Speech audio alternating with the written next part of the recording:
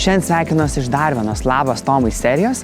Atvažiavom pas Lietuvos TV laidų, TV radijų vedėją Simoną Banditą. Labadiena. O, labas. Halo. Mūkai, labas. 100 metų. Negalima tarp darį bučiuoti, žinai? Nu nieko, mes Turi su prietaru. Nusiaut. Ne, juokauju. Čia gali būti su batais. Aš nekartą klausiu apie šitą virtuvę. Tai visų pirma, kas priėmė tokį sprendimą, kad būtent taip ją išplanuot, ar čia pati, ar dizaineris, kaip čia vyko? Žodžiu, vienas žmogus sugalvojo, nes šita kolona turėjo būti, jinai turėjo būti ir nieko su ja nebuvo galima daryti. Tai sugalvojo jo laikantį koloną, kad galima virtuviai būtų eiti aplinkui. Tai manau, kad šiaip labai geras sprendimas buvo padarytas.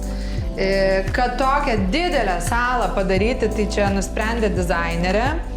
Kas šiaip fainai, nes jeigu per Kalėdą susirenka daug žmonių, visi susėdam prie stalo, telpa tik tai lėkštės ir, žinai, ten puokštė kokia.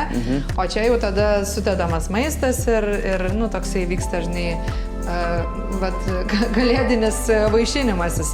Kas šito virtuvai patinka labiausiai? Man, aišku, labai patinka mūsų namuose tas akmuo. Ir manau, kad jisai namus puošia labai. Kas dar patinka? Patinka man visa ta virtuvė.